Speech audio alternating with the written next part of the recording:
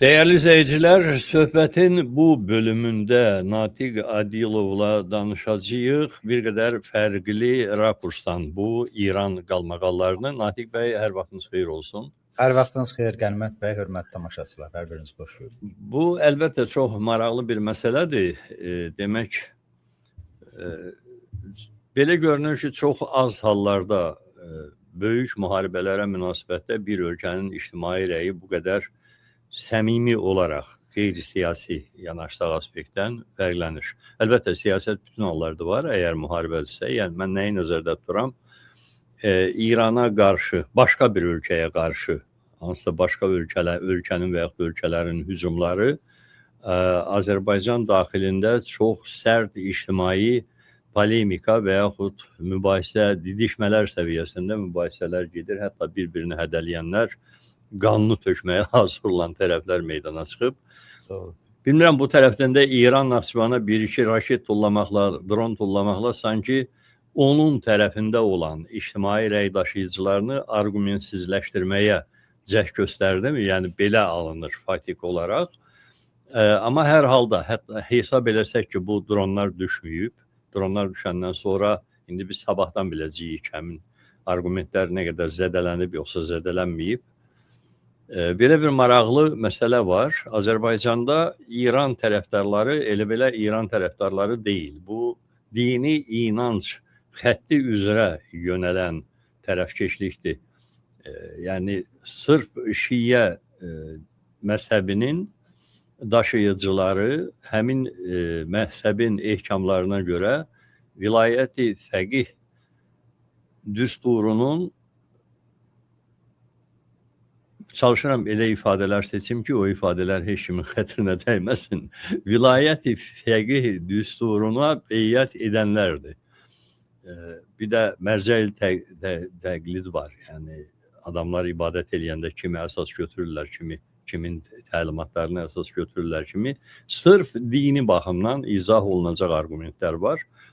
Azərbaycan şiələrinin də təqlid etdikləri bütün mərcələr, ayətullahlar demək olar ki, İrandadır və İranın rəsmi şəxsləridir. Söhbət rəsmi şəxslərdir. Onların bir dini kimliyi var, amma eyni zamanda siyasi kimlikləri daha qabarıqdır İran üçün və yaxud da ki, İran İslam İnqilabının doktrinası üzrə İran İslam Respublikasının doktrinası üzrə İslam İnqilabının ixracı siyasəti üzrə belə siyasi kimlikləri ilə daha qabarıq görünən adamlardır. Həm də bir məzhəbin öndərləridir. Belə qəribə bir situasiya yaranır. Amma bu tərəfdən də əlbəttə bunlara qarşı da İranın Azərbaycana qarşı zaman-zaman yürütdüyü, yumuşaq desək, o qədər də dost olmayan görsənişlər var. Bu biz tərəfində argumentləri buna əsaslanır.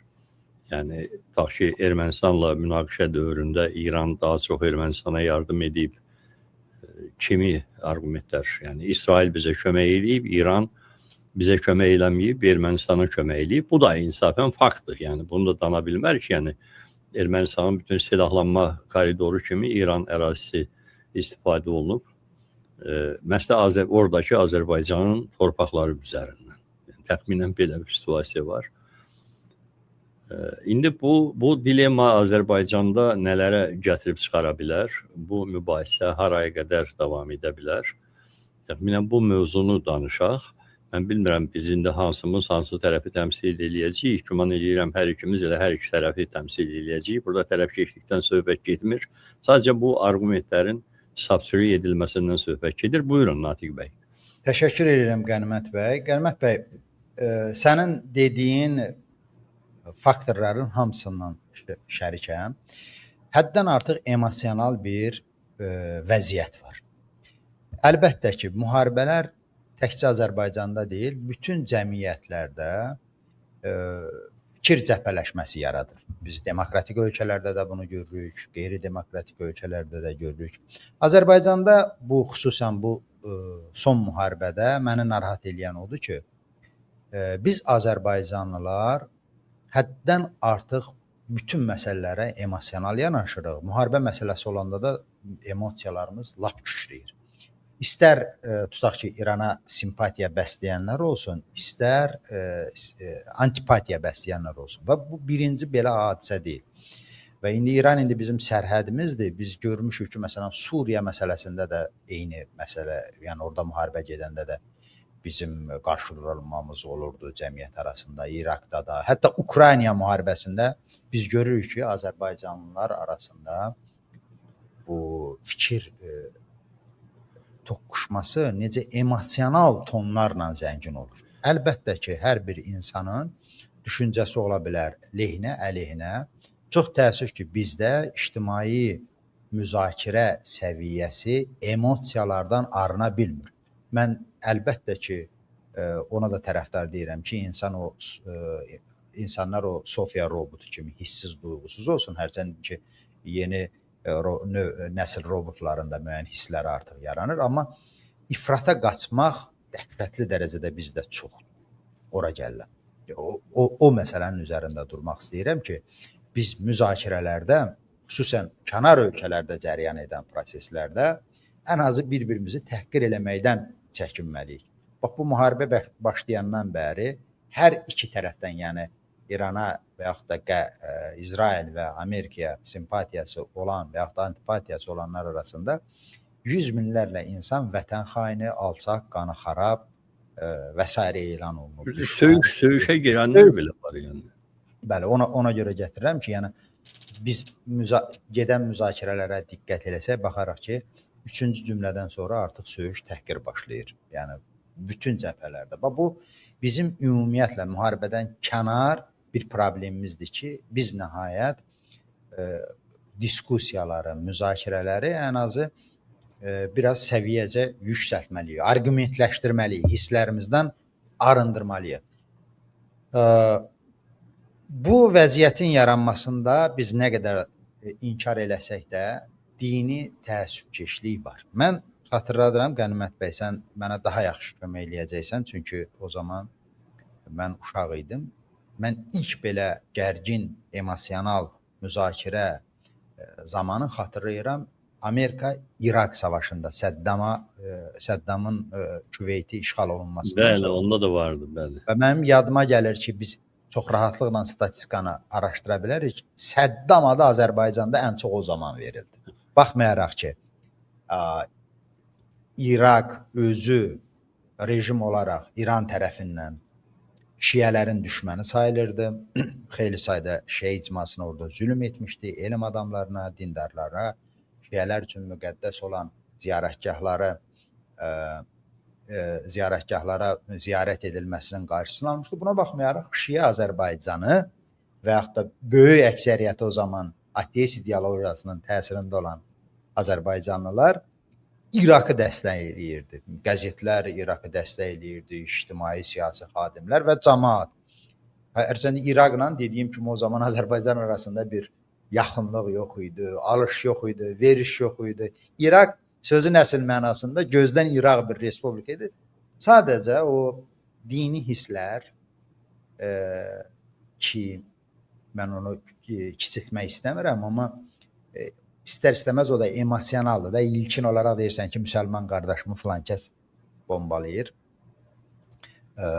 O zaman olmuşdu. İndi isə vəziyyət tamamilə fərqlidir. O baxımdan ki, 30 ildə İranın Azərbaycana yumşaq güc formasında xeyli təsir olub. Xeyli Azərbaycanlı orada təhsil alıb. Xeyli Azərbaycanlı sizin dediyiniz o vilayət-i fəqih anlayışını qəbul edib, ona itaət edir, ona riayət edir və İranın nə qədər gücü aşağılansa da, İran o yumşaq təbliğatı ilə Azərbaycanda özünə səmimi tərəfdarlar yarada bilib və bu gərginlik də istər-istəməz Azərbaycanın daxilinə sirayət edir.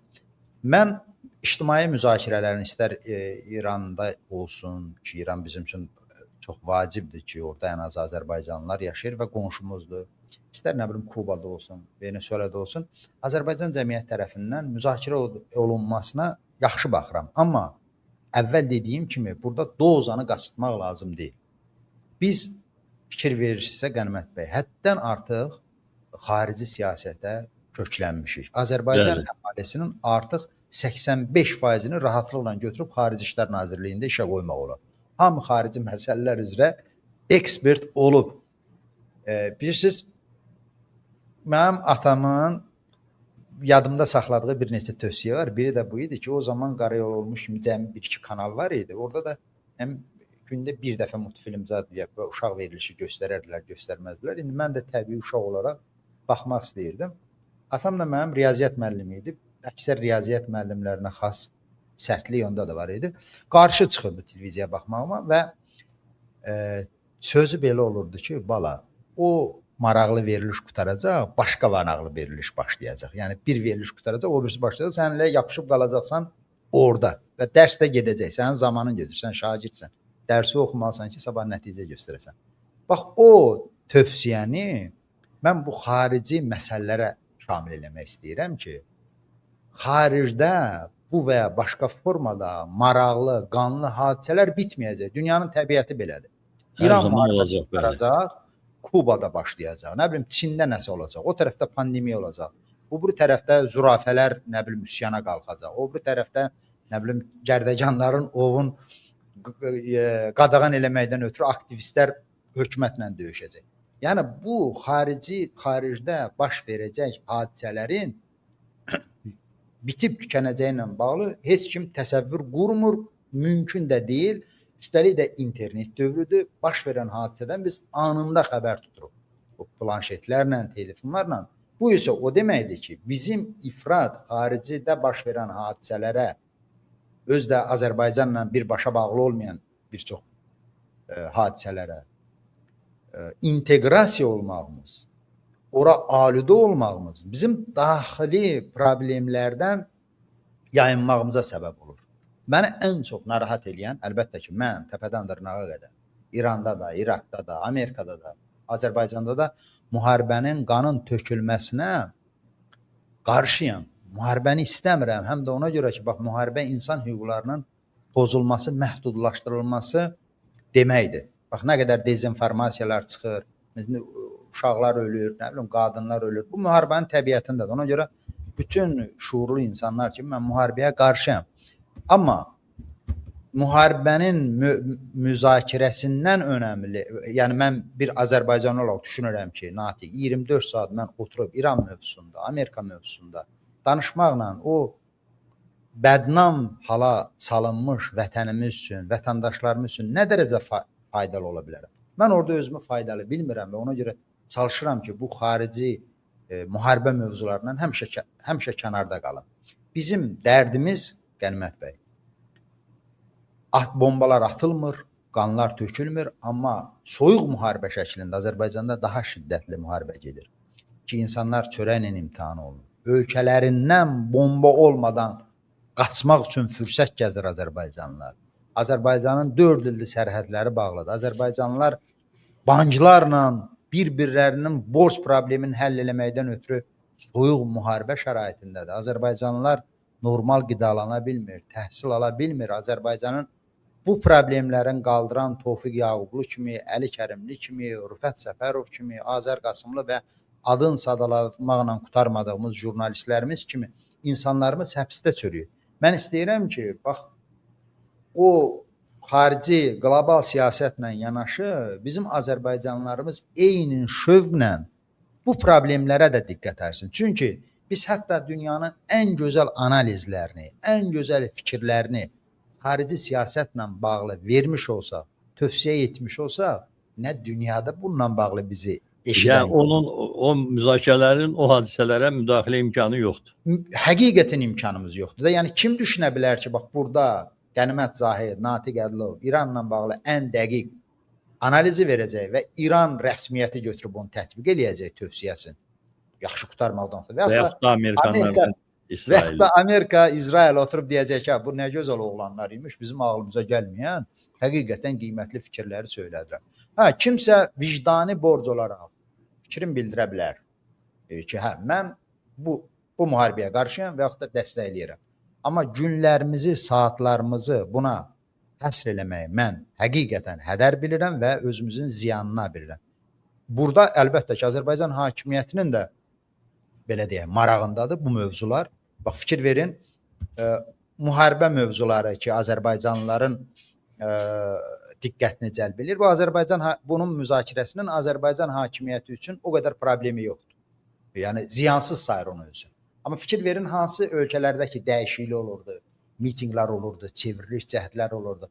Həmin müzakirələr Azərbaycanlılar qatılanda dərhal biz hökumətin propaganda mediasında əhaliyə qarşı, o tezislərə qarşı tezislər gördük. İndi amma keyflərində vezlər nə deyir? Qoy danışsınlar Azərbaycanlılar. İran belə gəldi, İraq belə gəldi, İsrail belə gəldi və s.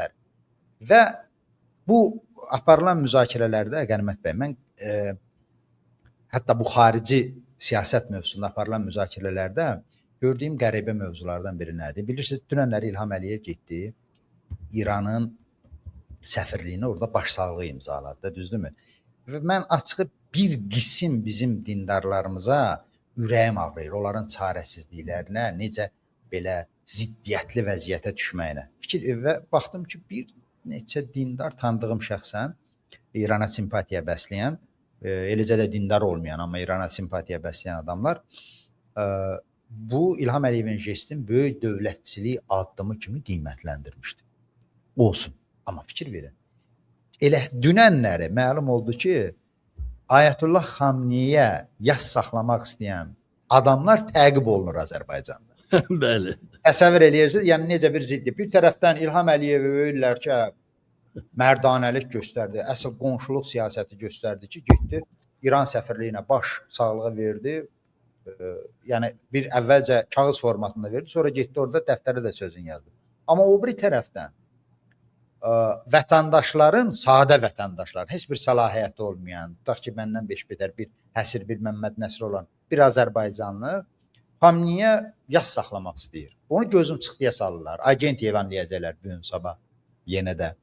Amma bu özü də bir Azərbaycandakı bu dekorasiyanın necə banal, necə saxta olduğunu göstərir. Azərbaycan hakimiyyəti bax bu xəstəliyə cəmiyyəti də yoluxdurub. Baxın, İsrail Fələstin müharibəsi oldu, Qəzza müharibəsi oldu. Nə qədər səmimi müsəlman təəssübkeşliyi ilə yanaşan, Qəzzaya, Fələstinə simpatiyası olan adamların heç birinin nə cəsarəti olmadı, risk alırdılar, nə də Azərbaycan hökuməti onlara imkan vermədi ki, tutaq ki, dünyanın başqa ölkələrində olduğu kimi, onlar bir 10 nəfərin piketinə küçəyə çıxıb, müharibəyə yox desinlər, Qəzzada öldürülən adamlara başsağlığı versinlər və yaxud da İsraili qınasınlar. Bu onu göstərir ki, nə qədər ki ölkəmizdə insanların özünü ifadə etmək üçün öz simpatiyaları, antipatiyaların həqiqi formada göstərmək üçün imkan yoxdur, onda orada aparılan ictimai müzakirələrin də səmimiyyətinə mən şübhə eləyirəm. Bu günləri, məsələn, İsrailə də, İrana da müəyyən bir qism insan simpatiya ifadə eləyir, məhdud resursumuz olan internetdə. Bir anlıq eksperiment eləyir. Sabahları Azərbaycan, bəlkə də bu gün artıq Naxçıvana atılan bombadan sonra, düşən buadan sonra Azərbaycan hakimiyyəti sifət göstərsə, İrana simpatiya göstərənləri və yaxud da birdən dünyanın işi dəyişər, İsrailə qarşı ola bilər Azərbaycan hakimiyyəti. Desə ki, İsrail bizim daha dostumuz deyir. İsrailə simpatiya bəsləyənlər xaricin agentləridir və yaxud da dediyim kimi İranın. Kim yazacaq? O yazanların neçəsi yazacaq? Böyük əksəriyyəti yazmayacaq, Qənimət. Böyük əksəriyyəti. Baxın. Rəsmi konjunktura dəyişəcək və salam. Vəssalam. Rəsmi konjunktura indi buraxmışdı belə öz axarı ilə. Amma rəsmi konjunktura sabahları dişin qıcısa, eyham etsə ki, bu mövzuda yazmaq vətənə xəyanətdir, o özünü öldürənlər, o İsrail və yaxud da İran şəhidlərindən effektiv status yazan, mövqe bildirən adamların çoxu susacaq.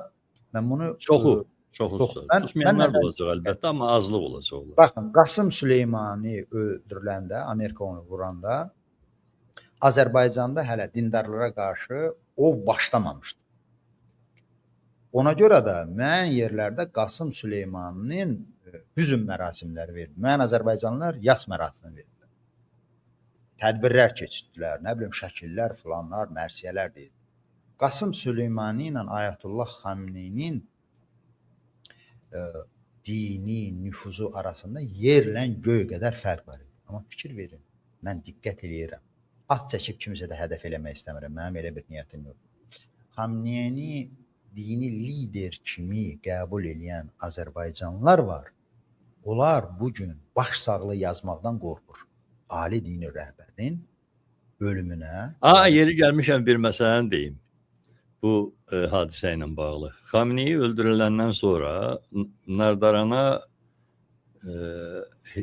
polis heyəti gedib. Hətta səhv eləmirəmsə Baş şəhər Baş Polis İdarəsinin rəisi də orada olub. Aha. O rayon icra hakimiyyətinin başçısı ilə bir yerdə toplantı keçiriblər ki, Xameneyinin ölümü ilə bağlı burada təziyyədarlıq eləmək və ya sosial şəbəkələrdə fəallıq eləmək məsləhət deyil. Başınızı salama saxlamaq istəyirsinizsə, orada bir nəfər sual verib ki, bəs necə olur ki, İlham Əliyevin özü kədərləndiyini bildirir, amma siz bizə kədərlənməyi imkan vermirsiniz. Polis rəisinin də cavabı net olub. Kim kədərlənirsə və kədərini hökumətdən açıq bildirir, qapalı bildirir və ya bildirmir, o sizin məşğul olacağınız məsələ deyil. Mən sizə deyirəm ki, bu cür adamları təqib eləyəcəyik. Öyle net olaraq da belə cavab verir. Heç şübhə. Mən istisna eləmirəm ki, bu hədə qorxu bir çox başqa yerlərdə də olub indi mənim nazarımda. Heç təəccüblü deyil Qənimət bəy, heç təəccüblü deyil. Çünki dediyim kimi Azərbaycanın bilmirəm, yəni rəsmi statistika yəqin ki, yoxdur isə əldə eləmək də çətindir ki, bir xeyli insan şeyə var ki, Ayətullah Xameneini özünün ali dini rəhbəri sayırdı. Əlbəttə. Allah şükür Paşazadənin özü bəy. Adamlar var ki, Qənimət bəy, onun şəhadətinə öz ifadələri ilə deyirəm, baş sağlığı verməyə qorxurlar. Yəni bu onu göstərir ki, Azərbaycandakı bu yaradılan ictimai belə diskusiya, gərgin diskusiya təməlsizdir. Bir teatr kimi mənə gəlir və açığı deyim, bax mən Qarabağ müharibəsində də, başqa müharibələrdə də mənim səhifəmi, Facebooku, YouTube izləyənlər bilir. Mən çalışıram ki, bu müharibə dövrlərində, elə Ukrayna müharibəsinin özündə də sükut eləyim. Ona görə yox ki, məsələn, hansısa tərəfin qalib gələcəyindən qorxuram və yaxud da kiminsə məğlub olacağından, kiminsə hədəfinə dönəcəyindən. Sadəcə bir yaxşı söz demişdilər, qandan layiq yığmaq. Bu müharibə mövzusu, Qənimət bəy, emosional və xeyli diqqət cəlb edən mövzudur. Bir çox da insanlar açığı sırf öz cılız şöhrətləri üçün diqqəti özlərinə cəlb eləməkdən ötürü bu mövzuda pafoslu yazılar, çağırışlar, emosional fikirlər bildirir və mən bunu etik olaraq özüm üçün rəva bilmirəm. Mən məsələn Qarabağ müharibəsində də elə biz bircəydik. Mən çalışdım elə sənlə də başqa dostlarla. Az saylı mənim videolarımda əl altında olan, yəni məlumatların təhlilini bacarıramsa eləyim. Yoxsa kimisə lənətləmək, kimisə müharibəyə, o da alava şövq eləmək, özüm olmadığı yerdə, o insanların məsuliyyətin daşımadığım yerdə mən onu özüm üçün rəva bilmirəm və onunla auditoriya toplamaq, diqqət toplamaq, kiminsə məhəbbətin, kiminsə qəzəbin toplamağı rəva bilmirəm. Eləcə də İran mövzusunda deyirəm ki, Azərbaycanlılar neyə bilər də, yəni biz neyə bilərik ki, qüdrətli dövlət başqa bir qonşumuz, o da özü üçün qüdrətli bir dövlətlə müharibə aparır. İndi desəm ki, ay Azərbaycanlı qardaşlar, bax, simpatiyamızı biz belə formada, mən bunu eksperiment eləmişəm Qənimət bəy. Hələ müharibədən əvvəl yazdım ki, bax, müharibə başlasa, biz hazırıq mı İrandan qaçqınları qəbul eləmək? Özdə yazdım ki, mənim üçün millət fərqi yoxdur. İrandan qaçqın Azərbaycanlı da gələ bilər, türk, nə bilim, talış da gələ bilər, ərəb də gələ bilər, fars da gələ bilər. Etik baxımından, humanizm, qanun baxımından da biz onları ayrı-seçkili edə bilmərik. Qənimət bəy, sualıma Facebookda cavab verənlərin əksəriyyəti buna qarşı çıxdı. əksəriyyəti Gəlməsinlər. gəlməsinlər. Və əsaslandırma da absurd bir əsaslandırma idi ki, kriminal artacaq, təhlükəsimiz, dövlətimiz ayaq altında batıb gedəcək. Və onların arasında bax bu müharibənin tərəfdarı olanlar da var. Şiddətlə tərəflərin birin öyən, o birisini aşağılayan var. Yəni həqiqətən sənin bu müharibəyə canın yanırsa, ən azı humanitar kontekstdə nəsə bir şey eləməlisən də. Heç olmaya 2 dənə qaçqını evində 20 gün qəbul etməyə hazırsanmı? Və yaxud da indi orada müharibənin zərərdidələri olacaq. Onlara yardım hansı formada eləməyə hazırsan? Qəzzada bunu yəni çox az saylı Azərbaycanlılar olub illərlə. Eləcə də məsələn Yəməndə nə qədər müharibə getdi, Suriyada nə qədər getdi. Hətta danışırıq. Gözəl, amma əməl məsələsində o danışdığımızın neçə faizini eləyə bilərik? Bu çox önəmli məqamdır. Əlbəttə İşgəlmət bəy, bizim bu söhbətimizlə də Azərbaycandakı o qaldırılan qasırğa yatmayacaq. Amma bəlkə də bir 10 nəfər insan bizim dediyimizdə həqiqət tapa biləcəksə, bu da uğurdur. Təkrar edirəm, əvvəlki çox uzun danışdım. Azərbaycanlılar qəbul etməlidirlər ki, biz özümüz ağır, soyuq müharibə içindəyik. Azərbaycanlıların talanı bitmir. Bax, bu rejimin tabiçiliyi altında. Biz də öldürülük, biz də sürgünə məhrum qalırıq, evimizdən, eşiyimizdən, işimizdən, həyatımızdan itiririk. Bizim bir nömrəli mövcumuz, vəzifəmiz, bax bu kritik vəziyyətlə bağlı olmalıdır Azərbaycanda. Mən başa düşürəm ki, Azərbaycan hakimiyyəti daxili siyasət barəsində danışmağa imkan vermir və yaxud da ki, sevmir bu adamları. Amma şükür ki, hələ ki danışanlar var, Azərbaycanın içərisində danışan adamlar var. Onları dəstəkləmək lazımdır. Özümüz təşəbbüs göstərməliyik. Ən alçaq rejimlərdə, Azərbaycandakından da diktatura şəraitdə olan ölkələrdə insanlar yaxşı günə, azadlığa susmaqla, boyun əyməklə çıxmayıb. Orada da insanlar həyatın riskə atıb, danışıb və yaxud da danışanlara dəstək olub və vəziyyəti dəyişib. Bizim ən birinci hədəfimiz gecə-gündüz bu olmalıdır ki, biz dünyada çoxlu hadisələr baş verəcək, yaxşıya, pisə, o hadisələrin Azərbaycana təsiri nədir? Biz Azərbaycanlı olaraq düçar olduğumuz problemin əsl səbəbini bilirikmi? Biliriksə necə onu dəyişə bilərik?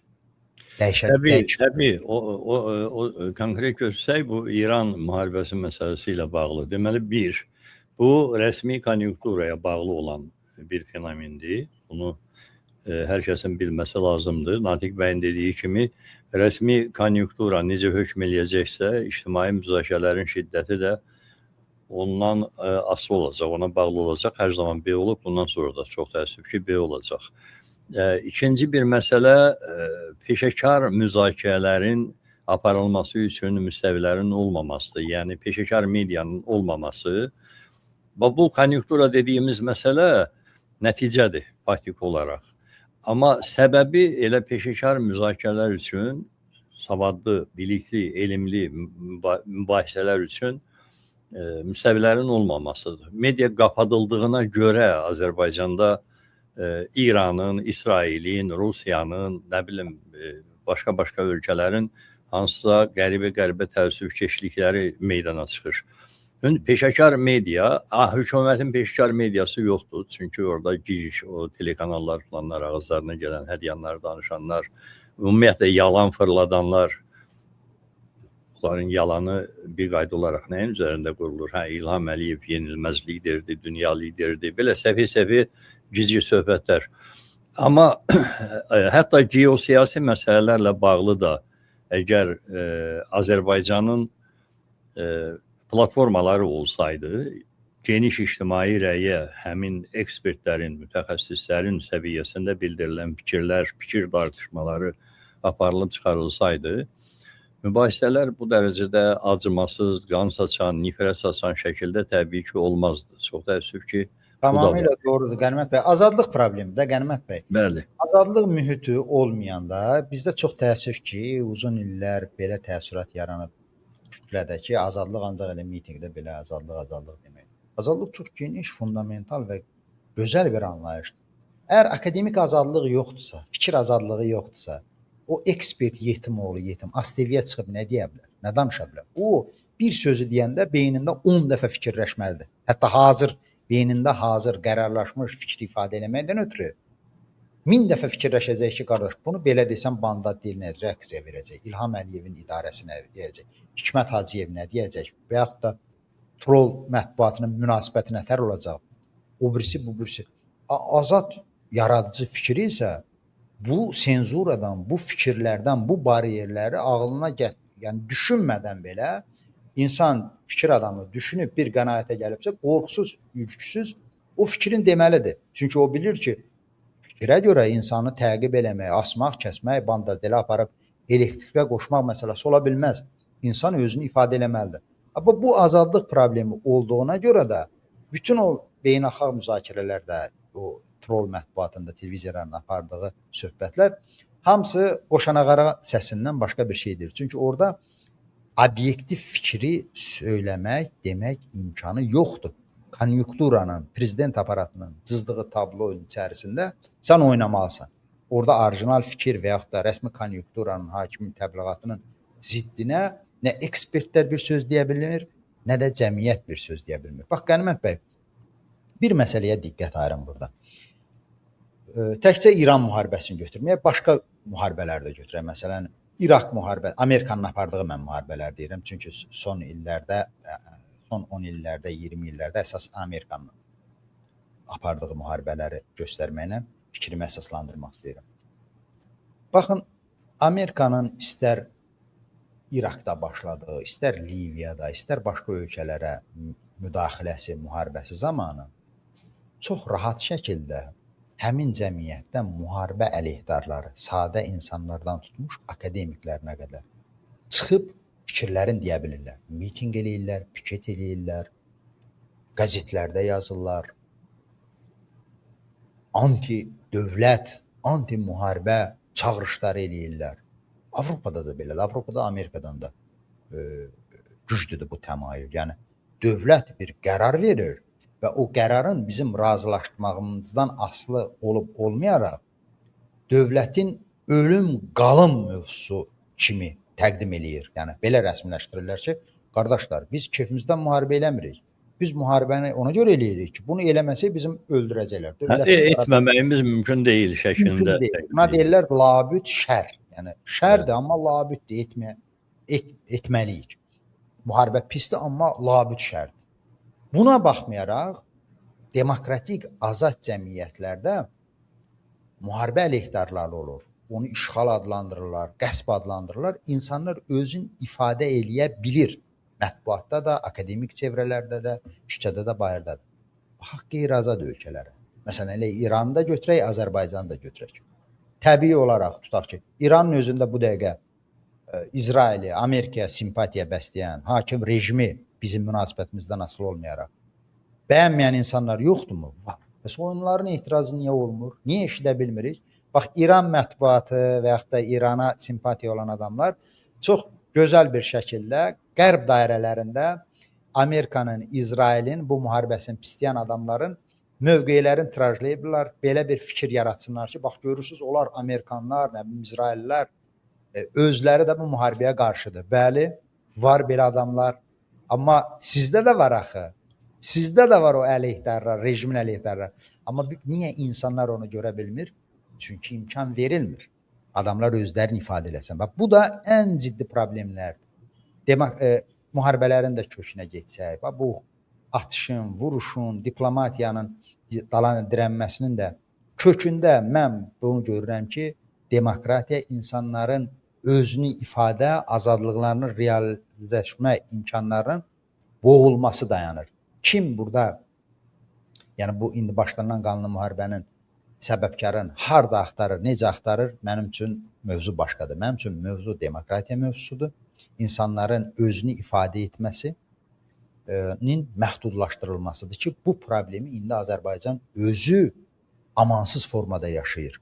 Azərbaycanda artıq Qənimət bəy ötən verilişlərdə biz danışmışıq. Təkcə siyasi mövzulara senzura gəlmir, məhdudiyyət gəlmir. Fikir verin, müxtəlif gic-gic qanunlarla artıq adamların çayxana səviyyəsində, nə bilim, əyləncə səviyyəsində fikirlərinə senzura gətirir. Əxlaqa əsas tuturlar, mənəviyyata əsas tuturlar. Bu göz görəti bütün cəmiyyətin total nəzarət altına alınmasıdır. Yəni danışıqların, simpatiyasın, antipatiyasın. Mən həmişə onu deyirəm ki, bu Orwellin 1984 əsərində bir yaxşı fikir var. Deyir ki, 2 üstə gələnsin, 2 bərabərdir, 4 deyə biliriksə cəmiyyətdə, qalan bu əsas məsələdir. Qalanlar həll olunan. Yəni bu nə deməkdir? Əgər bir sadə həqiqəti deyə bilmiriksə, məsələn İlham Əliyevə mən həmişə şirdər edirəm. İlham Əliyevə saxta prezident deyə bilmiriksə, deməli biz 2 üstə gəl 2 bərabərdir 4 deməyi bacarmırıq o cəmiyyətdə. O cəmiyyətdə ciddi bir problem var. Əgər sən sadə həqiqəti qatığın ağ olduğunu deyə bilmirsənsə ki, Tofiq Yaqublu, Əli Kərimli, digər siyasi məhbuslar, onların cinayəti yoxdur, kriminalı yoxdur, hətta günahı yoxdur ittiham olunduğu mövzularla bağlı.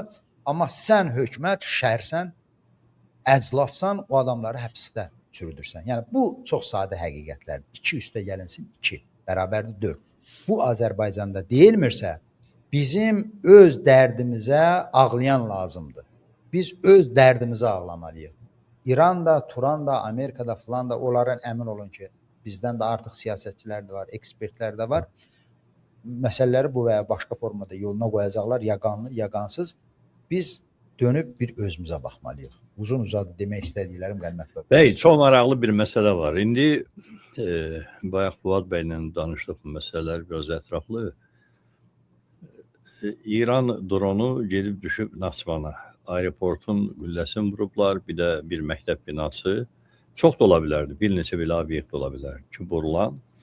İndi mən açığı əminliklə deyəmirəm, heç kim bunu əminliklə deyəmir ki, bunu İran məqsədli şəkildə göndərib, yoxsa drondu göndərirsən, onun göydə kimsə başqa bir xüsusi xidmət orqanı və yaxud da İranın özünün içində olan hətta həmin xüsusi xidmət orqanlarında hansısa bir təxribatçı qrup yönəldir, ya başqa ölkənin bir xüsusi xidmət orqanı həmin dronun idarə etməsində keçir. Yəni indi hörmətli tamaşaçılar, bu texnologiya buna imkan verir ki, bəli, mümkündür. Sənin qaldırdığın dronu başqası idarə eləyir. Yəni bu və ya digər səbəbdən, yəni bu versiyanı hesab etsək ki, Azərbaycanın bu müharibəyə qoşulması üçün hansısa alibilər hazırlamaq lazımdır ki, mənim haqqım var. Yəni mən ərazim vurulub, Müdafiə Nazirliyi də, Xarici İşlər Nazirliyi də cavab zərbəsi falan kimi məsələ bu ritorika ilə veriblər. Normaldır yəni. Elə də olacaq adamın ərazisinə. Məsələn, bir Rusiyanın vertolyotu vuruldu. Bu 44 günlük müharibə idi, yox. Bəli. Orada necə aləm qarışdı bir-birinə və yaxud Türkiyə... Gəlmişən o da Naxçıvanda idi. Hə, o da Naxçıvanda. Türkiyə Rusiyanın bir təyyarəsini vurdu, aləm qarışdı bir-birinə. O boyda dövlətlər bir-iki küsülü qaldılar. Qanlı bıçaq oldular. Yəni belə hadisələr bir yeni cəbhənin açılması üçün əsas ola bilir. Beynəlxalq təcrübədə bu cür hallar çoxdur. Yəni Azərbaycan ta ki müharibəyə qoşuluram qərarı verir və bu olaylardan istifadə edir. Ya arqument kimi, ya bəhanə kimi fərqi yoxdur. Güya bu halda Azərbaycan ictimai rəyi Azərbaycan hökuməti üçün əsasdırmı ki, cəmiyyət, yəni el nə deyər? Azərbaycan cəmiyyəti nə düşünür bu müharibəyə Azərbaycan girsin yoxsa yox deyə. Heç bir halda vecinə dalmaz. Azərbaycan cəmiyyəti... Bu qərar ya Amerikadan veriləcək, ya İsraildən. Yəni oradan o qərar verilməyənə qədər İlham Əliyev də mənim ərazimə dron düşdü, mən gedirəm İranla döyüşməyə qərarını verə bilməz. Bu hal üçün mən deyirəm. Yəni, tamamilə doğrudur Qənimət bəy.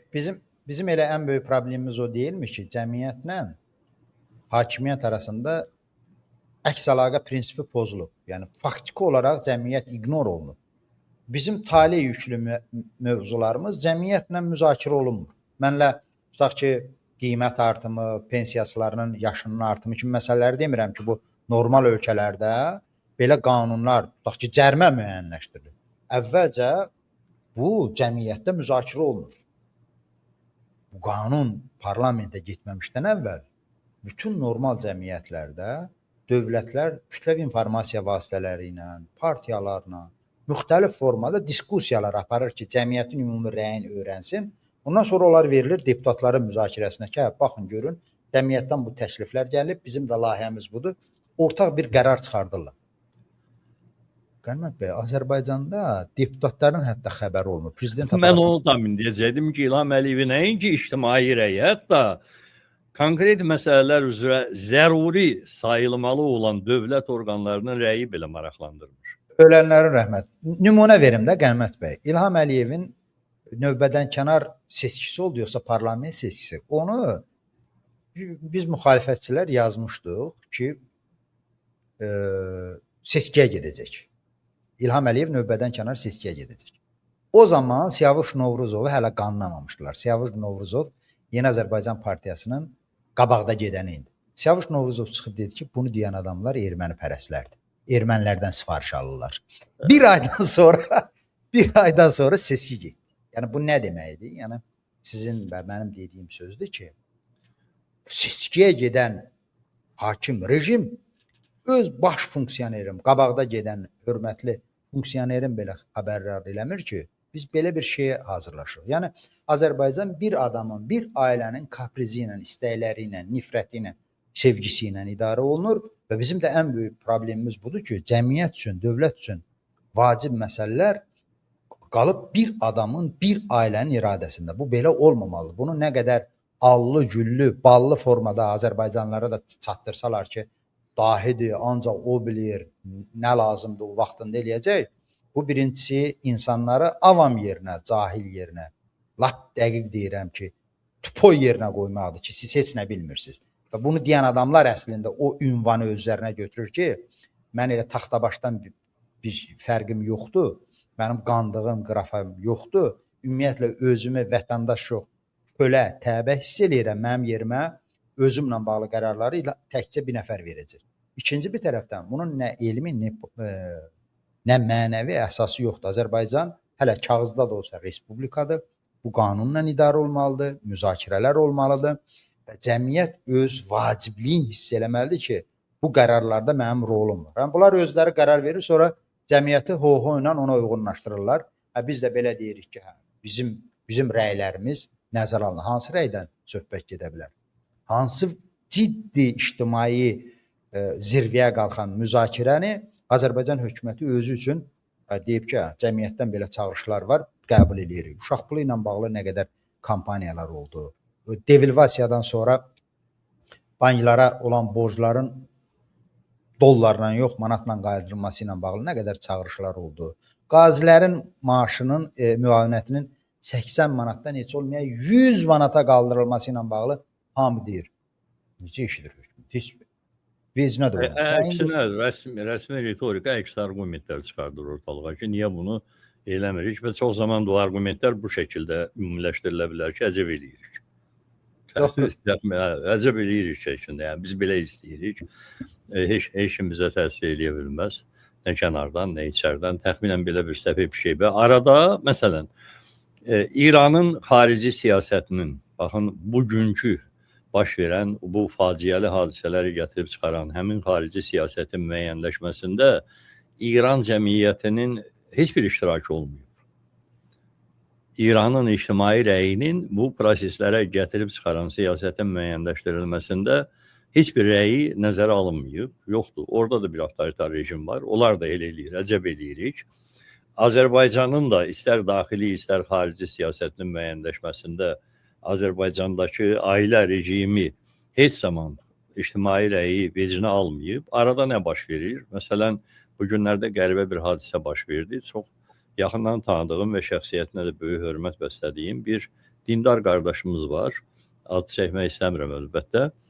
Kimlənsə mübahisəsi yaranıb və qarşı tərəf ona götürüb Messengerdə bir sürü sicilləmə, ağır və pis söyüşlər yazıb. Mən bilmirəm, o qarşı tərəfdə Facebook profilində cəbhəçi kimliyi göstərib. Mənə də maraqlı gəlir ki, ola bilməz də mən pis yaxşı cəbhəçiləri əhalinin başqa cür o təşkilatlanmış zümrəsindən biraz daha yaxşı tanıyıram, bir köynək yaxınam. Baxıram yazışmalara, şəklə deyirəm ki, yox, bu cəbhəçi deyil, ola bilməz yəni. Bu ritorikanın daşıyıcısı cəbhəçi ola bilməz və yaxud hətta antçı kimliyi ilə də təqdim edirəm. Qardaşım, antçı heç deyil. Ona %100 garantiya verirəm ki, andın yəni minlərlə, 10 minlərlə üzvü yoxdur ki, mən o adamları tanımayım yəni. Bəli. Bu adam antçı deyil. Nəsə dəqiqləşdirirəm, cəbhəçi deyil, antçı deyil falan. Amma arada ritorika hara gəlib çıxır? Kəsəcəm, doğrayacam söhbətinə. Elədirmi? Bəli. Yəni həmin adamların təmsil olunduğu xalqın, cəmiyyətin müəyyənləşməsində zərrə qədər, sıfır qədər qatqısı olmadığı, həmin cəmiyyətin ictimai rəyinə kimsənin də tüpürmək istəmədiyi bir ölkədə baş verən hansısa siyasi təmayüllər gətirir ona çıxardır ki, kimsə kiməsə deyir ki, geyib öldürəcəm səni. Xeyr ola. Niyə yəni?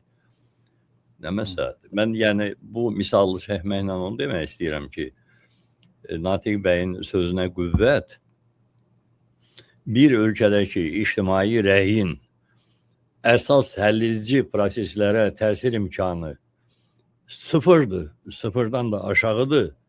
Demək ki, o məsələlərə görə kimsə kiminsə nəinki bağırsağını ayaqlarına dolamalıdır, heç xətrinə dəyən polemikada aparılmalıdır. Söyürsə o qədər mənasız söhbətdir ki, mən ümumiyyətlə heç zaman başa düşmürəm. Görsən, iki nəfər bir-birindən Facebookda mübahisə eləyir.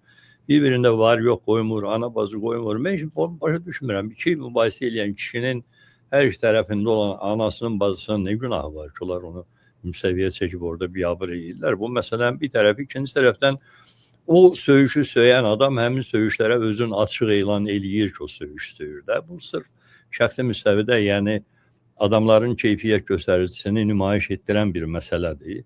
Adam bir başqasını söyürsənsə, yəni onu qəbul edirsən ki, o da səni söyə bilər də. Yəni bu çox elə qüsurlu bir şəxsi keyfiyyət göstəricisidir. Bununla işim yoxdur, bunu qoyuruq qırağa. Sadəcə olaraq cəmiyyət həmin o ictimai müzakirələrin prioritetlərini düzgün seçməlidir.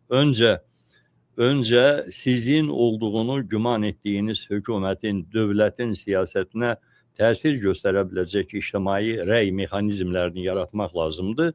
Ondan sonra bu dünyanın gərdişləri ilə bağlı bir xalq olaraq mobilizə oluna bilən, səfərbərliyə alına bilən, hansısa bir ciddi təsir mexanizminə çevrilə bilən ictimai və yaxud fərdi rəy haqqında danışmaq mümkündür. Yoxsa olmur da, alınmır. Yoxsa körpü qalır çayın o tayında, Naxçıvana da dronun niyə düşdüyü ilə bağlı səbəbləri araşdırmamış, deyirik ki, ya o tərəf qələt edir, ya da bu tərəf qələt edir, yoxsa qeyb özümüzü öldürərik. Təxminən belə bir söhbət. Təşəkkürlər Natiq bəy. Təşəkkürlər Qənimət bəy, hörmətli tamaşaçılar. Sülh arzulayaq həm özümüzə, həm də dünyaya. Əlbəttə. Həm müharibələrdə, həm də ki, polemikalarda.